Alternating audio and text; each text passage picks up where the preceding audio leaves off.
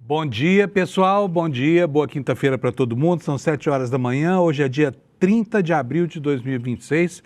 Um dia muitíssimo complicado para o governo Lula, que ontem à noite teve que amargar a derrota da indicação do advogado-geral da União, Jorge Messias, para a vaga aberta com a saída do ministro Barroso do Supremo Tribunal Federal. Ninguém esperava literalmente essa rejeição.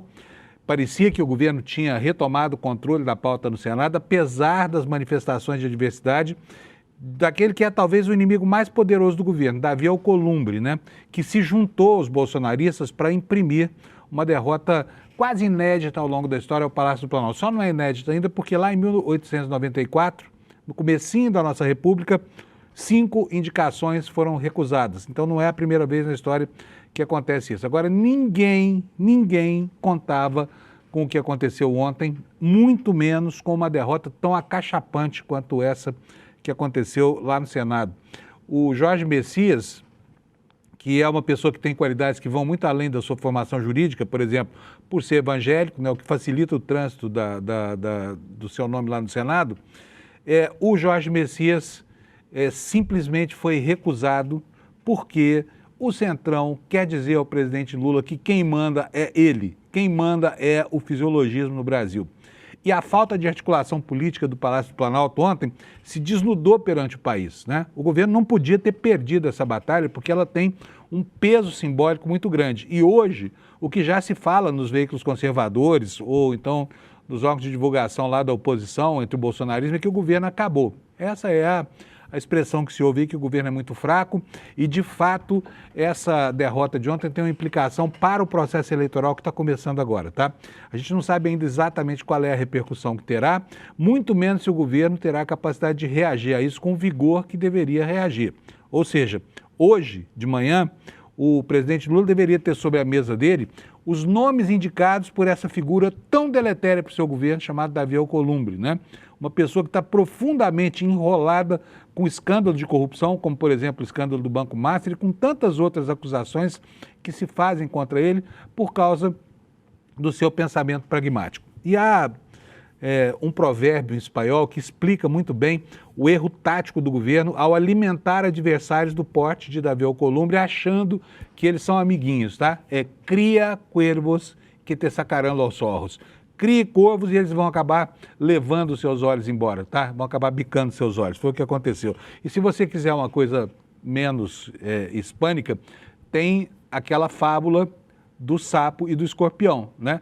Que faz parte da natureza da pessoa, o impulso negativo. Por exemplo, o escorpião não pode evitar picar o sapo, ainda que ele faça com que o escorpião atravesse o rio.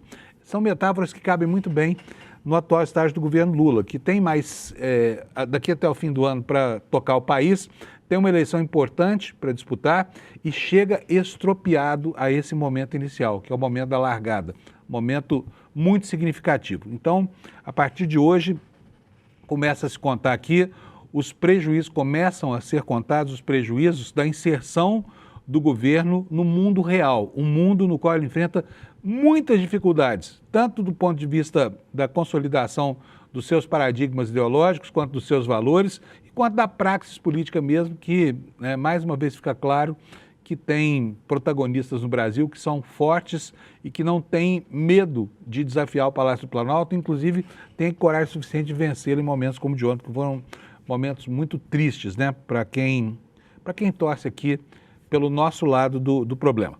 Então é isso, o programa de hoje vai falar sobre essa derrota acachapante de ontem, uma derrota extremamente importante e cheia de significados simbólicos e significados políticos e consequências, inclusive, para o processo eleitoral. Só para que você saiba, se é que você ainda não sabe, houve 42 votos, a maioria mais um, mas contra a indicação de Jorge Messias. E você olha para a figura dele e pensa, mas por quê? O que nesse sujeito que justificaria uma rejeição tão grave como essa, né? Inclusive, assim, observadores de alto coturno da história do Brasil, por exemplo, estou falando aqui do ministro Celso de Mello, né? Qualificar essa derrota como uma coisa abjeta e muito complicada de digerir para o país. Então, esse é o assunto principal do programa de hoje, que vai estar inteiro centrado nisso, mas nós temos vários outros assuntos aqui. Gente, a série do ICL sobre os bandidos de farda, sobre os torturadores descobertos a partir da chegada à luz, né, dos arquivos mantidos pelo coronel Ciro Etchegoyen, essa série está espetacular, você não pode deixar de assistir. A matéria que está no ar hoje, a última matéria publicada no nosso site, revela que depois da atuação do Cabo Anselmo, que virou sinônimo de traição do Brasil, o Cabo Anselmo é uma espécie de Davi Alcolumbre, assim, com pendores um pouco piores do que ele no seu caráter, né? Mas, enfim, o Cabo Anselmo, com a sua atuação de agente duplo, levou à morte de pelo menos outras 10 pessoas no Brasil, e é esse o tema da matéria que está na coluna da Juliana Dalpiva hoje, feita em parceria com o Igor Melo e também com o Chico Daniel, tá bom? Pessoal, então deixa eu chamar meu companheiro aqui, Alex, para saber como é que está a coisa no futebol, porque também lá não está bem parado não. Alex, bom dia, querido, tudo bem? Bom dia. Alex não deve estar de bom humor hoje, porque o Palmeiras ontem teve que entubar um empate aí com gol contra, foi isso? Isso Alex? mesmo. Bom dia, Panuso, bom dia, nossa audiência. Antes de começar, deixa o like aí no canal para apoiar nós e é isso. Ontem o Verdão Panuso começou ganhando com o gol ali do nosso querido John Arias, porém no segundo tempo a bola pegou no travessão, ali na trave, e pegou nas costas do goleiro Carlos Miguel, e o time paraguaio do Cerro Porteño conseguiu um empate ali com o Verdão. E eu não estava assistindo muito o jogo, porque eu estava meio ocupado, porém... O que você estava fazendo nessa hora, Alex? É que eu não posso falar, Panuso. Ah, não? É algo muito indizível assim, não? E, não, é coisa pessoal, mas eu tava lá, tava meio que de stand-by ali o jogo do Verdão, e nisso eu acompanhei ali o jogo e vi o gol ali, que saiu ali o gol contra. Eu fiquei muito triste, porque nessa Libertadores o Palmeiras tem uma vitória apenas contra o Sporting Cristal ali no Allianz Parque, e 2 empates jogando fora de casa com o Júnior Barranquilla, e ontem contra o Cerro Porteño também, Panuso. E aí o Palmeiras perdeu a liderança da chave, não é isso? Isso, primeiro colocado é o Sport Cristal com 6 pontos, seguindo do Palmeiras com 5 pontos, e em seguida vem os outros times, que é o Júnior Barranquilla e também o Cerro Porteño, Panuso. Muito bom. Eu te mandei uma notícia mais cedo, você chegou a ler, não? Então, essa notícia que você tinha mandado... Espera aí só um momento que eu vou voltar aqui. Essa notícia foi no jogo da Sul-Americana ontem. Na hora que você mandou, na hora que eu tava vindo pra cá, pro ICL, eu tava acompanhando o Twitter e o TikTok, porque tem uns vídeos de alguns influenciadores que acompanham o Grêmio indignado pelo que aconteceu, Panuso. Porque ontem o Grêmio jogou contra o Palestino do Chile e o jogo foi empate, 0-0. Porém, a situação que o Carlos Vinícius, que é o atacante, o artilheiro do Brasil no ano, aqui no futebol brasileiro, perdeu, sabe quantos pênaltis, Panuso? Sei, quanto pessoa, porque é inacreditável. As pessoas não vão acreditar. Como é que alguém perde mais do que um pênalti na vida, né? Mas esse perdeu mais, né, Alex? Sim, ele bateu a primeira cobrança, perdeu. Mas foi na trave, né? A primeira bola foi na trave. Isso, porém voltou porque o goleiro se adiantou. Aí na segunda cobrança, o goleiro pegou. Voltou novamente porque o goleiro se adiantou. E na terceira, ele escorregou e perdeu o pênalti, bateu no primeiro canto onde ele tinha batido o primeiro pênalti e perdeu 3 vezes seguidas o pênalti. O treinador até tinha falado para trocar o cobrador, porém não chegou essa informação para ele. E é a primeira vez que eu vejo na minha vida um jogador perder 3 pênaltis seguidos, Panuso. Esse vai entrar para a história mesmo, viu? E capaz de nunca mais na vida querer bater um pênalti, né? Porque, pelo amor de Deus, o cara ganha uma fortuna para acertar um chute. Tem Sim. 3 chances e desperdiça as 3, é duro, hein?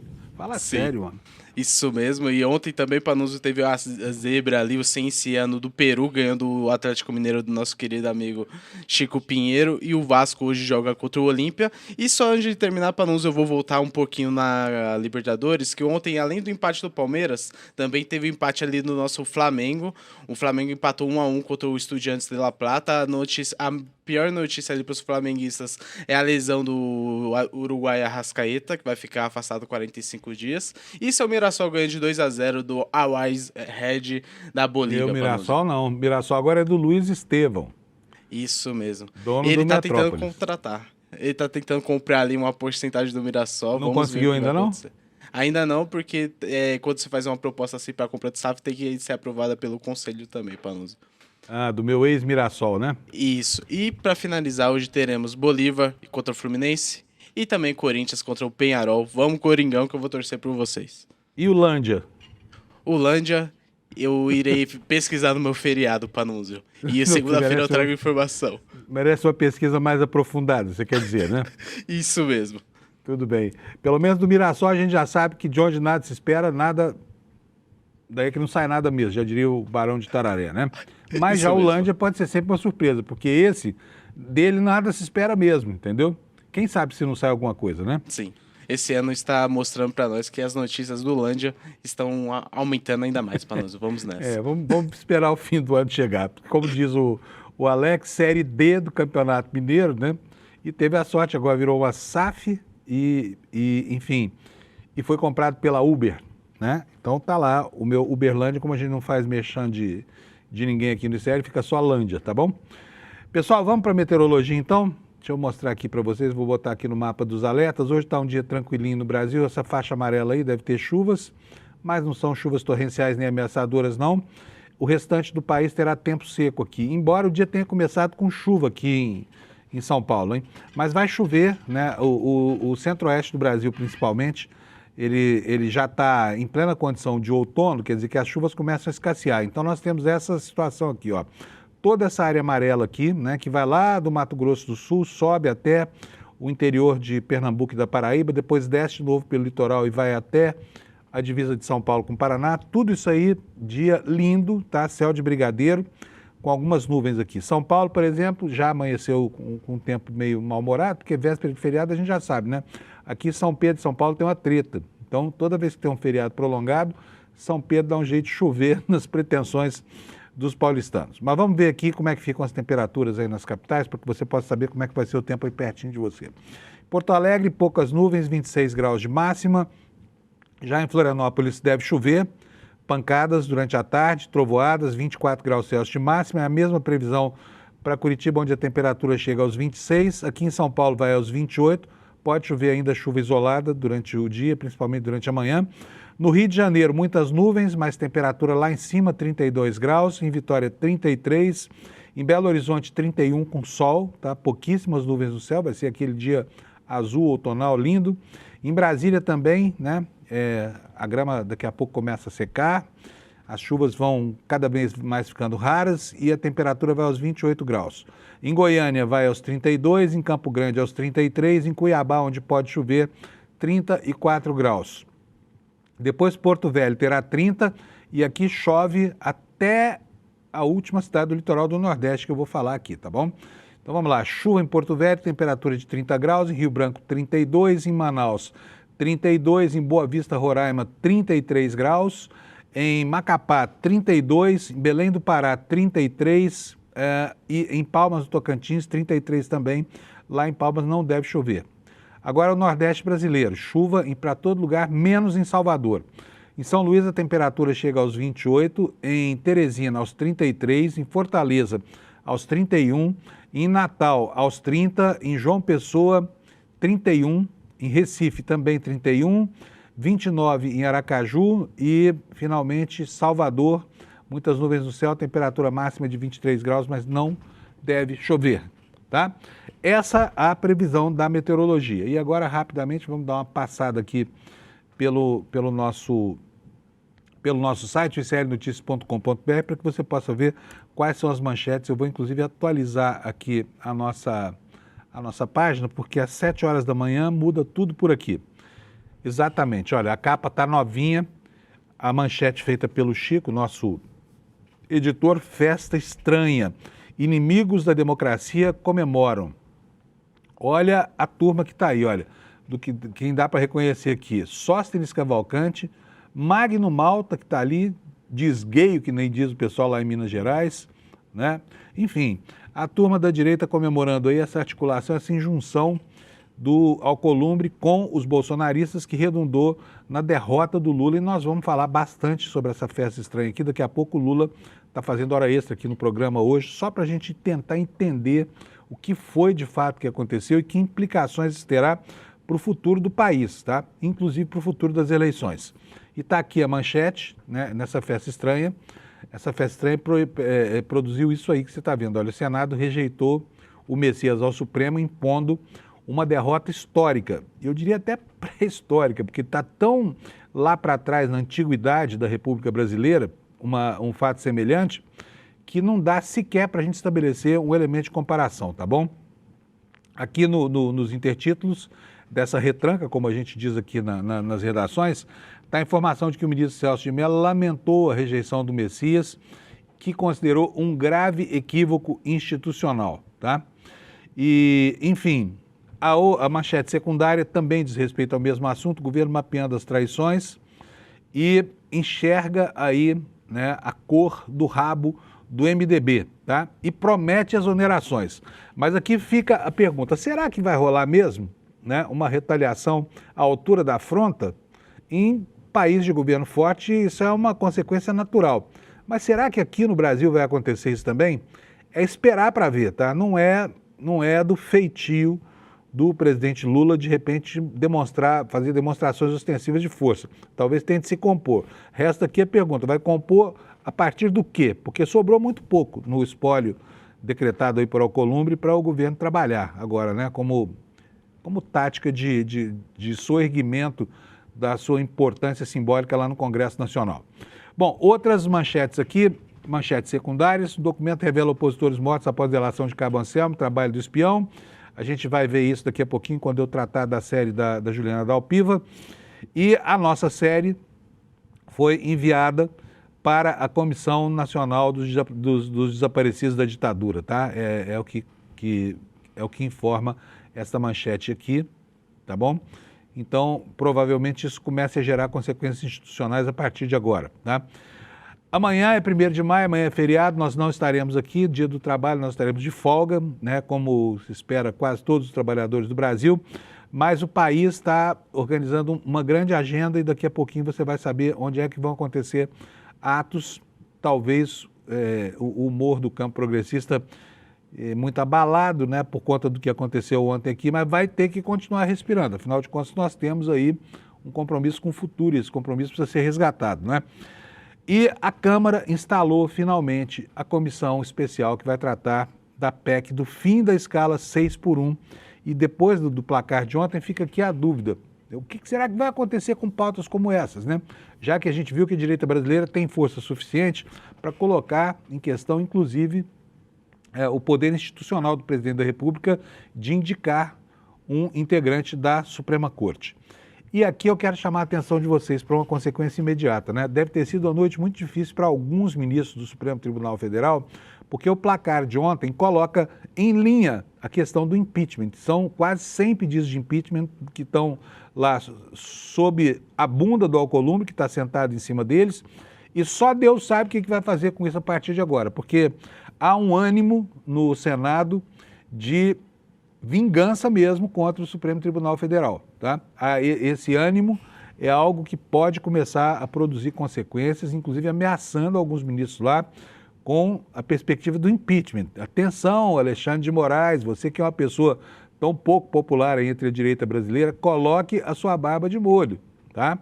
Atenção, Toffoli, você que é uma pessoa tão dada a péssimas companhias, coloque sua barba de molho, porque a batata de vocês está assando e ontem isso ficou muitíssimo claro do resultado acachapante que determinou essa derrota para o governo federal, tá bom? Esses são os nossos destaques de hoje e eu vou chamar desde já o Kleber para falar para a gente sobre as notícias da pauta dele. O Kleber é o homem que é o apurador em série aqui. Bom dia, doutor Kleber. Como vai, Vossa Excelência? Tudo bem? Bom dia, Panunzio. Bom dia, comunidade do ICL. Tudo ótimo. Maravilha, fico contente. Kleber, você viu ontem a derrota sensacional do governo? Queria não ter visto.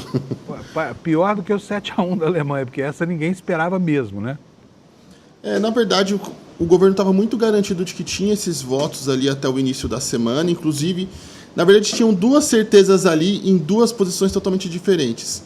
Alcolumbre tinha uma certeza até o final da semana passada de que o Messias não passaria na votação do plenário, enquanto o governo tinha certeza de que tinha os votos para aprovação no plenário. Então, assim, tínhamos já 2 resultados diferentes e 2 pontos de vista diferentes.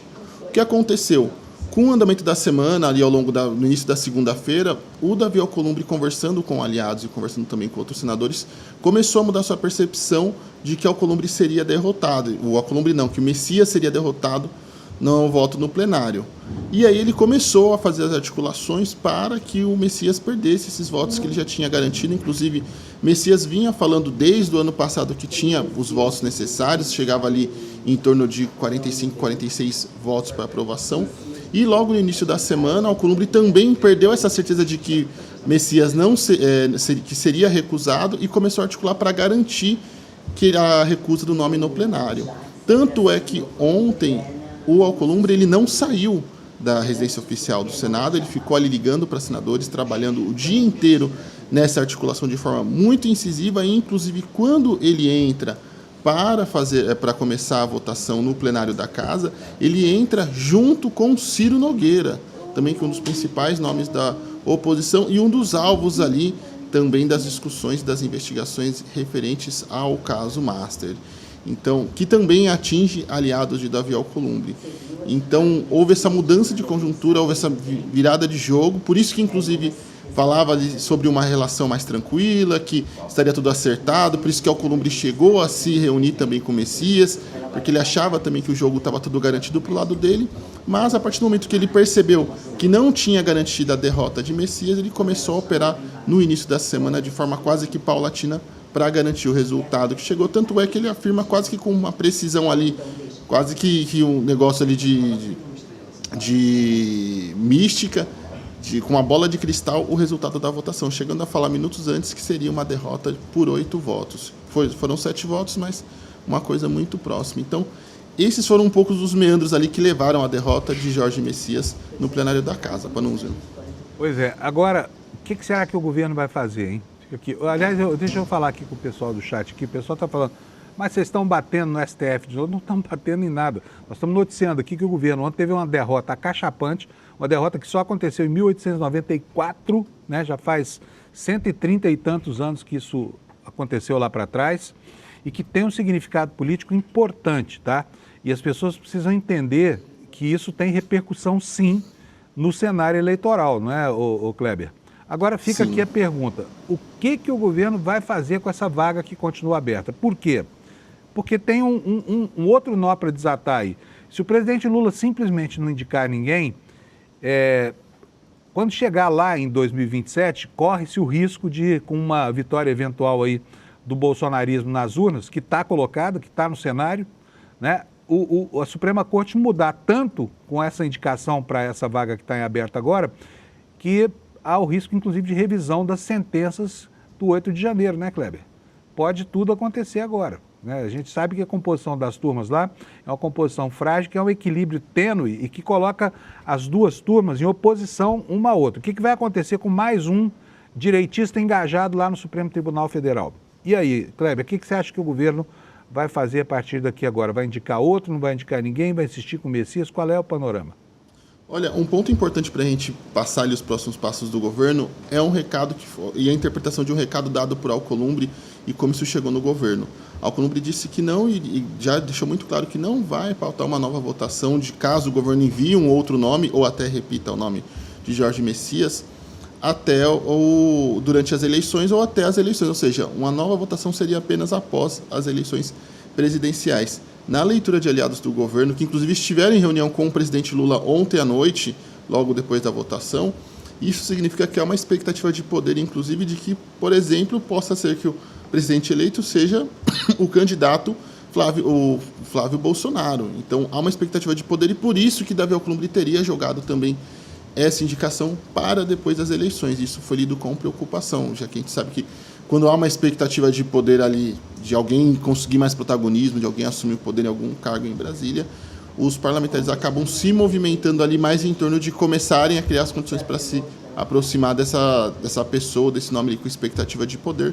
Então, isso foi lido na perspectiva de aliados do governo e membros da articulação política como algo que pode ser mais um indicativo de dificuldade das relações do governo com o Congresso.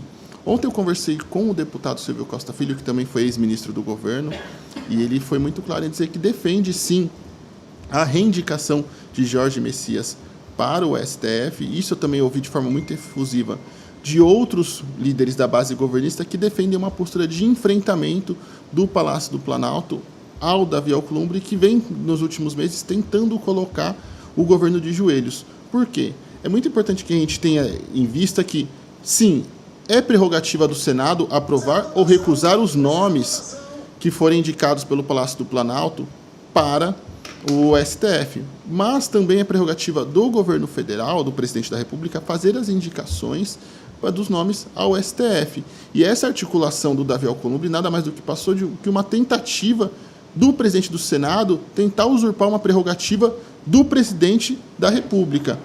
Porque essa movimentação vem como resultado de uma recusa do presidente Lula de indicar Rodrigo Pacheco, o senador e ex-presidente da Câmara, para o STF, que era o nome escolhido por Davi Alcolumbre para essa vaga que foi deixada por Roberto Barroso. Ou seja, Davi Alcolumbre tentou fazer a sua própria indicação ao STF e atropelar totalmente o regramento jurídico e também o ordenamento institucional do país.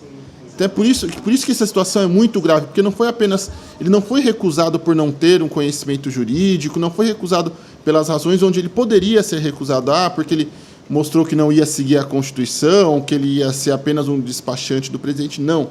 Ele foi recusado porque o presidente do Senado, Davi Alcolumbre, tentou usar a presidência da Casa, mais uma vez, entre várias do que já ocorreu, para atender os seus interesses pessoais. E por que eu digo isso? Porque não só Davi Alcolumbre, mas outros membros do Centrão viam na possível indicação de Rodrigo Pacheco uma forma de se protegerem das investigações envolvendo o caso Master no STF. Então, olha que nível chegam essas coisas e não foi descartado. O governo chegou a cogitar também essa possibilidade, mas durante a reunião que aconteceu ontem no Palácio da Alvorada, o que ficou acertado entre os parlamentares e pelo que eu ouvi entre membros que estiveram presentes na reunião, que eles vão primeiro mapear as traições, quem foram os senadores que traíram o governo durante a votação, porque isso ficou muito claro que houve essa traição, e vão avaliar principalmente quem são os aliados de Davi Alcolumbre e em quais cargos eles estão no governo. Apenas após esses dois levantamentos é que o governo vai decidir qual atitude será tomada em relação ao resultado da votação de ontem, Panunzio. Se os articuladores do Planalto tivessem lido um pouco de Maquiavel, talvez tenham se esquecido, porque eu não imagino que não tenham lido, eles iam entender direitinho o desprezo, né, desse que foi talvez o maior decifrador das estruturas de poder, o erro de constituir um exército alugado, né? Porque os mercenários, que são exatamente essa tropa que o Palácio do Planalto conseguiu amealhar no parlamento, eles são como soldados mercenários, eles são pagos a peso de ouro e a cada vez que tem uma batalha para enfrentar só pensam nos seus próprios bens. Esse tipo o Maquiavel descreve com um grande desprezo, diz que não serve para nada, que o governo não pode se fiar numa tropa de aluguel, né, que é o caso do Centrão. E aí qual é o remédio que o Maquiavel recomenda? A crueldade bem usada, viu, Kleber? Sabe? E aí é que vem a nossa expectativa aqui, para ver se o governo vai saber exercer de forma positiva a crueldade que esse caso enseja, que é a demissão ad nutum agora de todos os aliados de Davi Alcolumbre, de todos os outros conspiradores.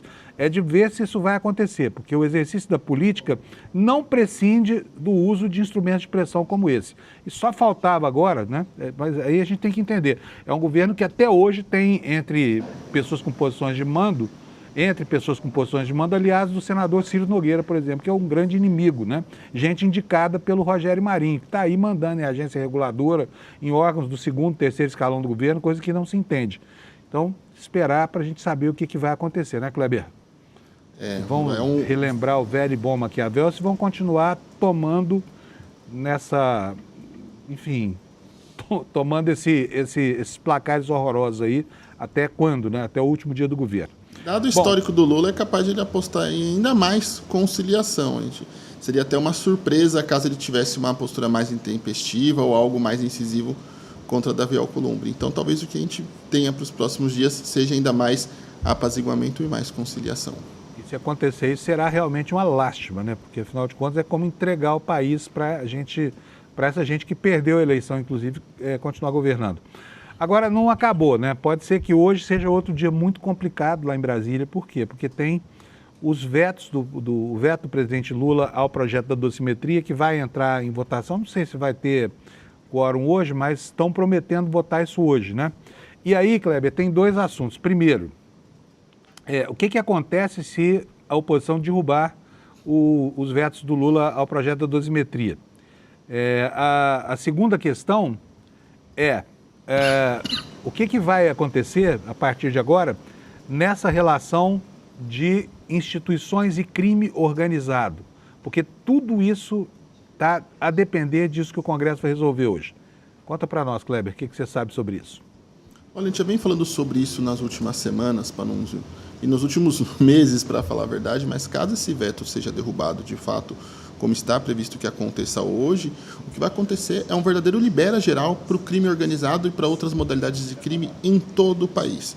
É isso que a oposição, é isso que a extrema-direita, é isso que o bolsonarismo vem planejando para o Brasil. E aí é muito importante que a gente traga esse tema à discussão, porque num país onde estamos falando sobre endividamento da população, poder de compra, capacidade de consumo, fim da escala 6x1, a extrema-direita, inclusive inclui-se Flávio Bolsonaro, pré-candidato à presidência da República, o único projeto que eles até o momento têm a oferecer ao Brasil, enquanto temos esses outros debates acontecendo, é um libera geral para bandido, para criminoso. Então é isso que está acontecendo agora. O Congresso Nacional hoje vai discutir em sua integralidade se é permitido ou não cometer crime no país. É isso que está em debate. É isso que eles estão colocando em debate para a sociedade. Enquanto a gente fala sobre segurança pública, sobre celulares roubados, joias roubadas, homicídios, violência contra a mulher e todas as outras mazelas do país, assim como problemas sociais, não, eles não estão discutindo nada disso. A gente, dia sim, dia também, por exemplo, no N1, trazemos informações sobre violência contra as mulheres assassinadas, mulheres agredidas, mulheres perseguidas. Também trazemos nos outros noticiários pessoas que são assaltadas, pessoas que são roubadas, vítimas de todo tipo de crime. Mas, entre discutir as soluções para a segurança pública brasileira e para que as pessoas consigam transitar mais seguras nas ruas, o Congresso Nacional decidiu que é mais importante decidir se deve permitir ou não o cometimento de certos crimes no país. Então é isso que está sendo feito, um aceno à bandidagem no país. E isso é muito grave. Lembrando que até o momento a extrema-direita e Flávio Bolsonaro não apresentaram qualquer tipo de projeto ao país, senão a libertação de criminosos. Como, por exemplo, o ex-presidente Jair Bolsonaro, que está preso por uma tentativa de golpe, um crime extremamente grave. Então é lamentável que nós tenhamos como principal, o único motivo para o Congresso Nacional fazer uma sessão onde juntam as duas casas vai ser para discutir o libera geral para bandido. Eu lamento muito a situação que o país e que o Congresso Nacional se encontra hoje. E por falar em bandido, Kleber, o que vai acontecer? Porque ao analisar os vetos, o presidente do Congresso deve também colocar a questão da CPI do Banco Master. Alguma esperança de que a gente tenha uma CPI séria para a gente entender exatamente quais são os laços entre crime organizado e, por exemplo, instituições da nossa democracia e políticos com mandato, lá no Senado, inclusive? Na verdade, essa sessão do Congresso não vai trazer patavinas de nada sobre o caso Master, Panunzio. Na verdade, o Alcolumbre deixou muito claro que, apesar de chamar a sessão do Congresso Nacional, ele não vai pautar a instalação da CPMI ou de qualquer tipo de CPI do caso Master, embora todos os requerimentos tenham atingido as assinaturas necessárias para as suas instalações. Isso ele já deixou muito claro. Eu conversei com a assessoria de Davi Alcolumbre, que também reforçou essa orientação, esse posicionamento também. A gente até conversou um pouquinho sobre isso essa semana. Então, é mais outro aceno para o cometimento de crimes. Então, ao invés de termos uma comissão também investigando o caso Master, que tem crimes de todo tipo e atingem todas as esferas imagináveis do Estado brasileiro, desde prefeituras, governos estaduais e também a administração federal nas gestões passadas, nós temos também esse outro problema. Então é muito grave também isso. Não vai acontecer qualquer tipo de avanço em relação ao caso Master nessa sessão do Congresso Nacional, Panunzio. O pessoal está aqui, ó. Deixa eu ler isso aqui para o senhor. ICL tem que substituir o apresentador do Desperta e colocar um jornalista independente, não de direita. Estou bem na foto aqui, hein? Ô, Kleber, acho que é você, viu? Bom, vamos mudar um pouquinho de assunto aqui. A gente já vai voltar a falar sobre isso. Pessoal, o apresentador não é de direita, não, tá? O apresentador está muito preocupado, sim, com os rumos da democracia brasileira, porque a sobrevivência desse governo, inclusive essa plataforma eleitoral, interessa ao país a partir do ponto de vista da manutenção da democracia. Não é pouca coisa, não é um joguinho de hoje para amanhã, tá? O que está em jogo é muito mais sério do que isso e os sinais que brotam de Brasília são extremamente graves e preocupantes. E uma boa parte desses problemas diz respeito à articulação política incompetente do governo. O governo é sim responsável por essa derrota. Inclusive, Aliás, um ponto muito interessante, Panunzio, aproveitando sua fala sobre isso, eu mandei para você um link de uma matéria agora há pouco, que eu publiquei ontem, que também fala, que me ilustra um pouco do momento que nós vivemos e também pode explicar em parte o resultado da votação de ontem de Jorge Messias. A gente vem falando também nos nossos noticiários sobre o caso do voo das malas, né? Aquele voo que foi para um paraíso fiscal com parlamentares, com a cúpula do Congresso Nacional e que voltou ali por um aeroporto particular, onde as malas não passaram por qualquer tipo de verificação e que agora é alvo de investigação da Polícia Federal. O que acontece? Eu identifiquei que desses parlamentares, 2 deles foram responsáveis por assinar o requerimento de urgência, tanto o doutor Luizinho quanto o deputado Isnaldo Bulhões, que assinaram requerimentos de urgência da votação de um projeto que facilitava a demissão de diretores do Banco Central. E esse projeto era visto como algo que beneficiaria o Banco Master, uma vez que deixaria nas mãos do Congresso Nacional ali a permanência ou não da diretoria do Banco Central, que era a entidade responsável justamente pela fiscalização e que foi responsável pela liquidação do Banco Master. Foi uma emenda que saiu em setembro de 2025, foi um projeto que teve o requerimento votado de urgência em setembro de 2025, e o voo desses parlamentares foi em abril de 2025 também. Então, se a gente ligar também as linhas do tempo, a gente pode ver que tem muito mais coisas a serem investigadas e estranhas sobre a história desse voo, principalmente entre os seus passageiros. E, mais uma vez, como eu disse no começo, Ciro Nogueira entrou junto com o Davi Alcolumbre no plenário ontem, antes da votação de Jorge Messias, da indicação de Jorge Messias. Muito bom. Kleber, olha, obrigado. Bom feriado por ser de Dia do Trabalho. A gente se encontra aqui na segunda-feira, então, para ver o que sobrou do país depois desse feriado, 1º de maio, tá bom? Isso. Até, Panunzio. Um abraço para você. Tchau, tchau, Kleber. Obrigado, viu? Imagina. Olha só, sobre esse negócio da recusa ontem do Messias, gente, também, muito cá entre nós, era a crônica de algo que já estava anunciado há muito tempo. Vou mostrar para vocês aqui, só para a gente recordar, não é para a gente se gabar do que a gente falou lá, não, mas o cenário de confusão estava estabelecido desde que essa indicação foi feita, aliás, de antes dessa indicação, porque já havia esse clima de contenda e todo mundo conhece o caráter de Davi Alcolumbre, sabe do que ele é capaz. Então, vou mostrar para vocês algo que eu falei lá em outubro, quando surgiu esse impasse entre Rodrigo Pacheco, Messias, o que o Palácio do Planalto vai fazer. Roda para mim, por favor, o vídeo, Alex. Coloque numa balança as consequências de 2 cenários. Cenário 1, Lula confirma o nome de Jorge Messias. O que pode acontecer a partir daí dentro do Senado Federal? Eu já vou antecipar. O Senado pode, na pior hipótese para o governo, se recusar a referendar a indicação. Aí vai ser muito ruim, né? Porque não creio que haja nenhum precedente na história, tá? Então, pode haver a recusa ao nome de Jorge Messias. E pode haver também um movimento dos senadores e do Davi Alcolumbre de retaliação ao governo por não ter aceitado aquele que seria hoje o candidato do Senado, né? o Rodrigo Pacheco. Cenário número 2. Lula desiste de Jorge Messias, entuba uma derrota, mas ele fica livre do vexame de ter uma indicação negada pelo plenário do Senado, né? Então ele não indica o Jorge Messias, indica o Rodrigo Pacheco. Qual é a consequência? Céu de brigadeiro para ele em relação às pretensões de Davi Alcolumbre e talvez uma conta menor para o país pagar, porque Alcolumbre não se convence com argumentos que não o beneficiem. Normalmente esses argumentos estão na cifra de milhões, às vezes até bilhões de reais, tá? Em emendas, enfim, cargos e tudo mais. Pois é, isso foi em outubro, tá? Isso que eu falei aí, foi em outubro. O cenário já estava muito claro. Eu vou chamar o Lula lá em Brasília, tirei o Lula da cama hoje de novo. O Lula é um madrugador e não ficaria satisfeito se não participasse do programa hoje, né, Lula? Porque, afinal de contas, ontem foi um dia, assim, foi um marco na nossa história. Não foi pouco importante isso que aconteceu ontem, né? Bom dia, Lula. Obrigado por ter participado dessa edição hoje de maneira extemporânea. Fábio, obrigado pelo convite para participar hoje, mais uma vez aqui do Bom Dia, e foi uma noite com uma derrota histórica e acachapante e uma madrugada muito amarga para o governo, para os governistas, mas também eu acho que precisou de muita reflexão por parte do Davi Alcolumbre, o Davi que venceu ontem a batalha, né? Porque, como diria o conselheiro Acácio, né, as consequências vêm depois, e chegamos ao depois, ao dia seguinte.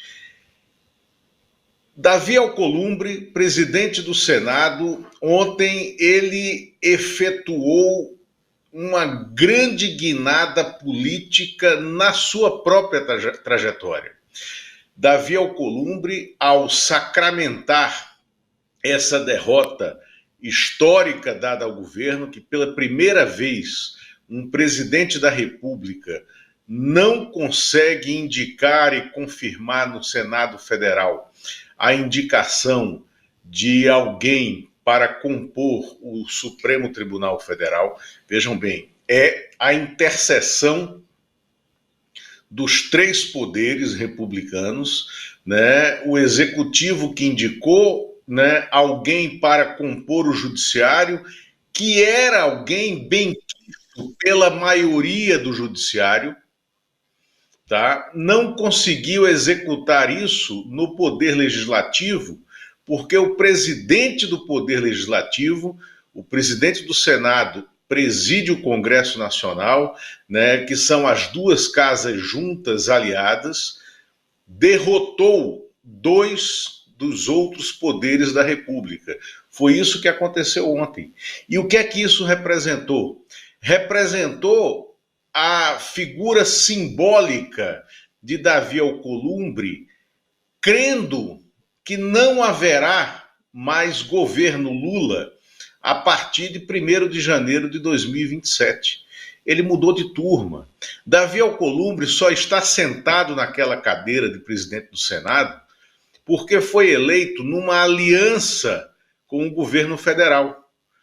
Porque a extrema-direita, a qual ele se aliou agora, queria derrotá-lo. A extrema-direita não só quis derrotá-lo, como a extrema-direita colocou a eleição de uma maioria de senadores agora esse ano para perpetrar, né, a maluquice de ter o direito de reconfigurar o Supremo Tribunal Federal, fazendo os inéditos impeachments de ministros do Supremo a partir de 2027. Então, Davi Alcolumbre abraçou essa nova turma, né, e isso tem que ser definitivo. Ele saiu do espectro, né, de apoio, né, do governo ou de alguém que recebe apoio do governo. E ele tem que arcar com essas consequências. Eu acho que a vingança que tem que ser operada do governo federal não pode ser a quente, não pode ser com cabeça quente, por exemplo, da noite de ontem para amanhã de hoje. Mas Davi Alcolumbre tem que saber que sobre a mesa de ministros do Supremo que operam, que presidem investigações de ações por desvios orçamentários, há diversos pedidos de operações contra aliados dele, indicados na Codevasf, indicados no INSS, indicados na Petrobras. O Davi Alcolumbre tem um interesse profundo, né, e uma verdadeira tara pela empresa pública chamada Codevasf, Companhia de Desenvolvimento do Vale do São Francisco, como ela foi criada. Depois virou Companhia de Desenvolvimento do Vale do São Francisco e Parnaíba, o Rio Parnaíba, Rios São Francisco e Parnaíba, que correm né, entre Minas Gerais e o Nordeste, Rio Parnaíba, que corre no Nordeste, mas a Codevasf, por causa de Davi Alcolumbre, começou a ter escritórios no Amapá, no Acre, em Goiás, no Rio de Janeiro, ampliando a sua base de ação. E para quê? Para promover desvios de emendas orçamentárias. Davi Alcolumbre, com a sua operação de poder, conseguiu sustar algumas investigações muito sérias que agem em torno dessa corrupção que existe dentro de empresas públicas como a Codevasf. Agora ele tem que pagar as consequências do seu ato. Davi Alcolumbre tem um interesse profundo na perfuração, na prospecção de petróleo, na perfuração de poços, na margem equatorial, que faz face, que lambe todo o litoral do Amapá, o seu Amapá, que é o seu torrão, aonde ele se empenhou profundamente para que houvesse um conflito, como ocorreu dentro do governo federal, entre a área de meio ambiente e a Petrobras, petróleo e gás, Ministério das Minas e Energia, arbitrado pelo próprio presidente da República, para iniciar o processo de prospecção na margem equatorial, porque Davi Alcolumbre, presidente do Senado, do Congresso Nacional, assim o queria. E por que Davi Alcolumbre assim o queria? Isso vai mudar a economia do norte do Brasil como um todo, mas do norte do Brasil. E por quê? Quais são as associações de Davi Alcolumbre? Essa vingança tem que ser operada, perpetrada com calma. Essa calma tem que levar o governo a não promover maluquices como querer indicar um novo nome ainda neste mandato para o Senado. Não adianta, se indicar não passa, e o governo não tem esse novo nome, né? Ou reapresentar a indicação de Jorge Messias. É possível até, mas agora não. É possível até, né? Porque Jorge Messias foi uma vítima errada, né? Neste momento conflagrado do Senado. Mas não é hora do governo promover qualquer reaproximação que passaria por perdão a Davi Alcolumbre. Porque Davi Alcolumbre, ele mudou de lado, né? Ele, então, arque com essas consequências. O que ele fez ontem foi uma aposta de que o presidente Lula não será reeleito. Ele não tem interlocução mais com este governo, do qual ele é oposição. Então, se o jogo é esse, ele precisa ser tratado dessa forma. Agora, Davi Alcolumbre deu ao Lula uma avenida na qual ele tem que transitar, que é a avenida de dizer: eu sou vítima do Congresso dos 300 picaretas. Não há nem 300 senadores, são apenas 81. Mas Davi Alcolumbre dá ao Lula essa possibilidade de retomar o discurso de que ele, Lula, é o candidato antissistema. Sistema esse que, aos olhos do povo, é o sistema corrompido. Por que é?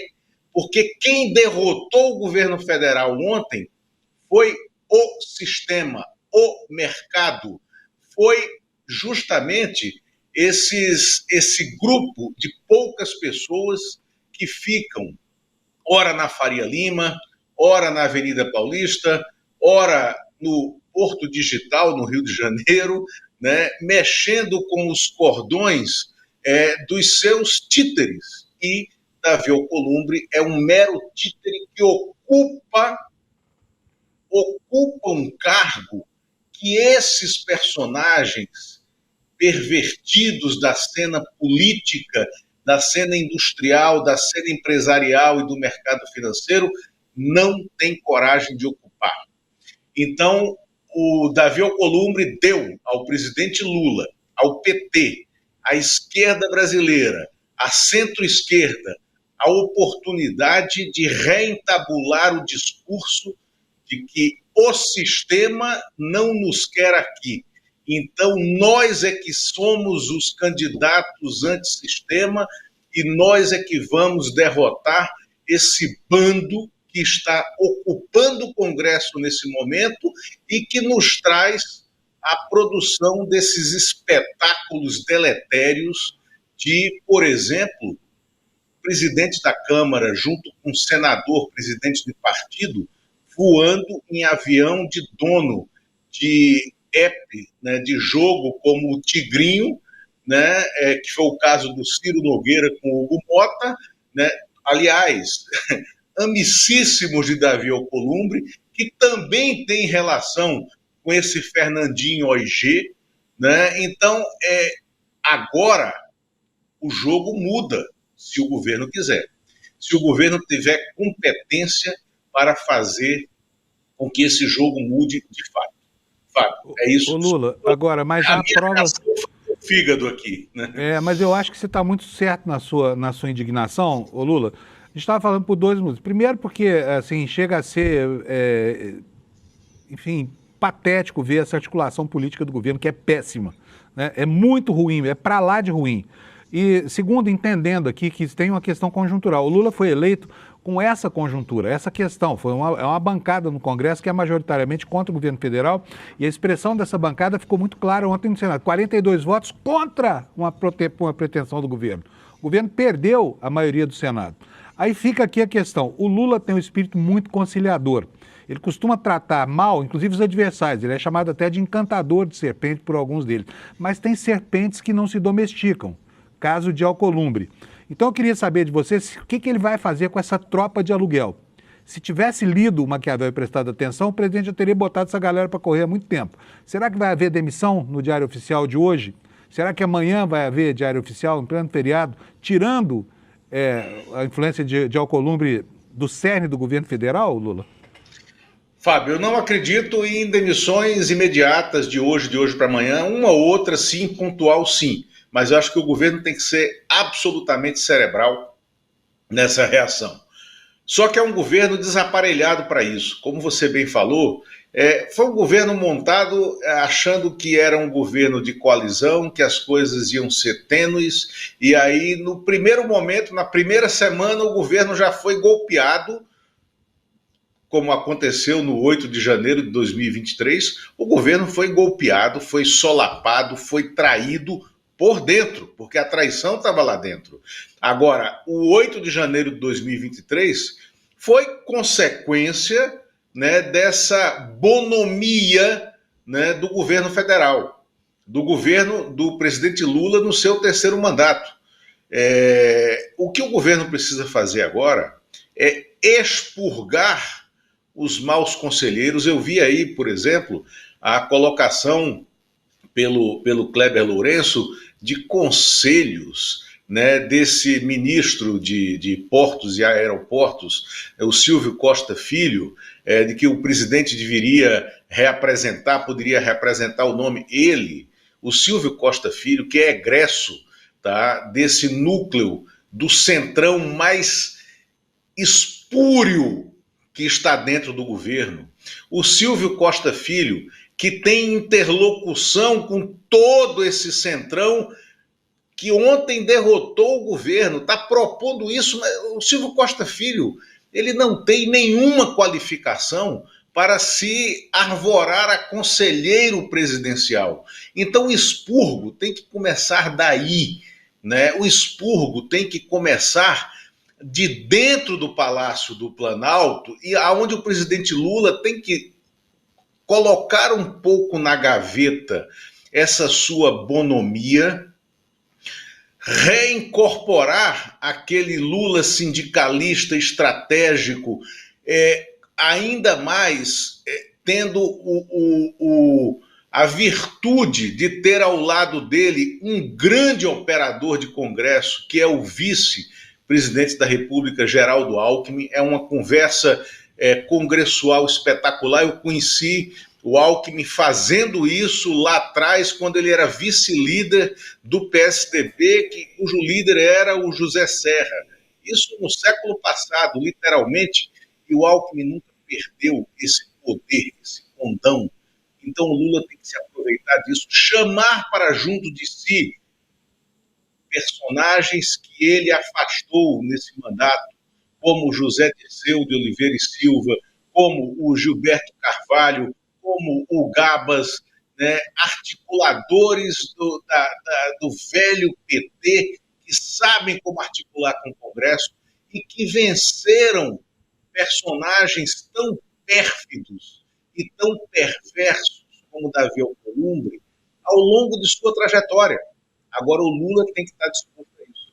Ele tem que estar disposto a arregaçar as mangas, colocar de volta em torno dele esses velhos integrantes do PT, Rui Falcão, José Genuíno, Zé Dirceu, né, que sabem operar o Congresso, João Paulo Cunha, que é candidato à reeleição como deputado, que está vindo, e que João Paulo Cunha que tem uma conversa ampla, né, com vários setores conservadores também em Brasília, ainda hoje.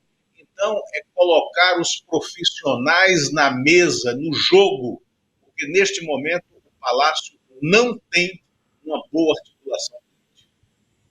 É uma pena, né, Lula? Porque tudo isso passa, inclusive, pela maneira como nós vamos lidar com as nossas liberdades se houver esse desmanche que a oposição está pregoando para o governo. Porque tem gente dizendo que o governo acabou no dia de ontem. Eu acho um exagero, o governo ainda tem capacidade de reação. A questão é, será que vai querer reagir, né, Lula? Como o governo vai querer reagir?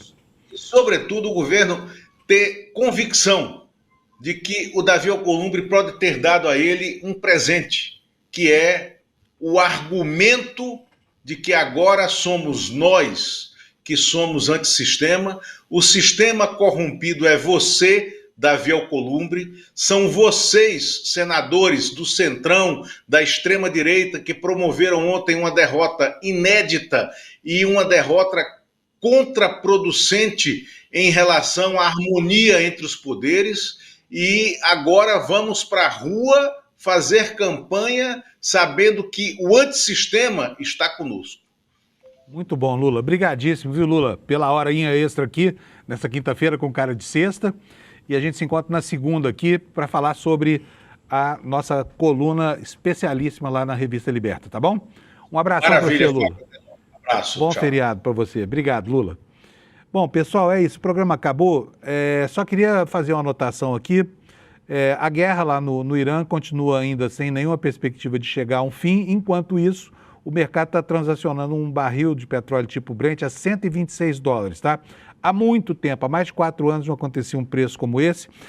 A pressão contra o Trump lá nos Estados Unidos começa a ficar muito maior porque o eleitorado está sentindo. Tem estado lá que um galão de gasolina, que é 3,8 litros, está custando $2 o litro de gasolina. Para os americanos é muito e está gerando consequências na inflação das famílias lá, o que é desgaste que é bom, né? E olha, só antes de encerrar o programa, diria para vocês o seguinte: o país tem que começar a reagir. Nós vivemos agora há poucos meses uma reação do Brasil, que foi uma reação muito positiva, que foi aquela campanha Congresso Inimigo do Povo. Está mais do que na hora de ressuscitar essa campanha e botar as pessoas na rua para berrarem a indignação delas diante dessa escalada, né, reacionária aí do Centrão, desestruturando o governo em benefício de quê? Dos interesses mais mesquinhos desses deputados e senadores que agora se arvoram em algozes do governo federal, tá bom? Bom, 7h58, eu preciso convidar vocês aqui para dia 5 de maio, para essa aula fantástica que o Jamil vai dar para a gente aqui sobre a geopolítica global. Ele que está há tanto tempo cobrindo as organizações multilaterais lá na Suíça, em Genebra, né, a sede da ONU. E ele vai dar na segunda-feira, no dia 5 de maio, às 8 horas da noite, ele e o Eduardo Moreira vão dar uma aula sobre essa nova geopolítica. E você pode ver aqui, olha, o fulcro dessa aula é por que os Estados Unidos atacam o mundo e o que é que o Brasil tem a ver com isso. Eu, se fosse você, não perdia, não.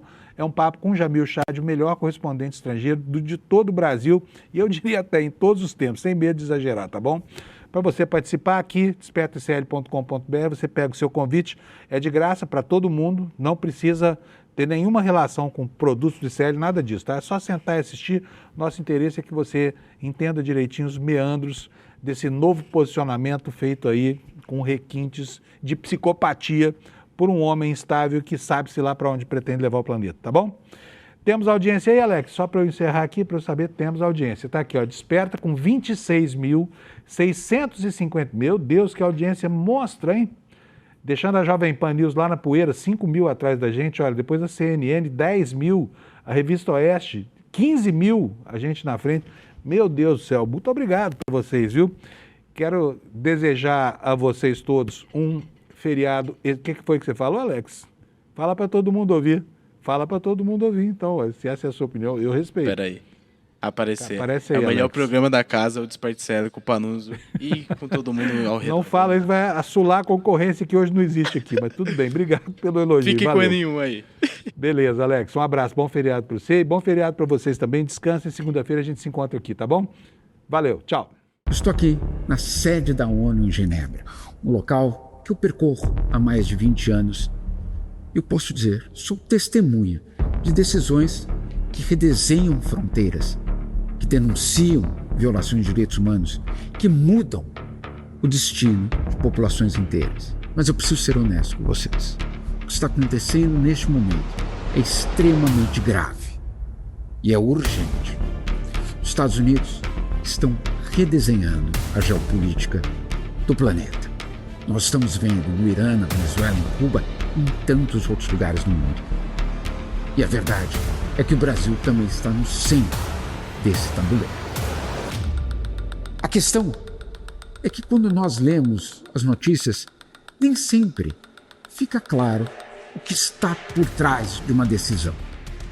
E por isso, eu preparei uma aula gratuita e quero te mostrar o que eu enxergo aqui de dentro, o que está em jogo nessa nova ordem mundial e como isso já está afetando a vida de cada um de nós brasileiros.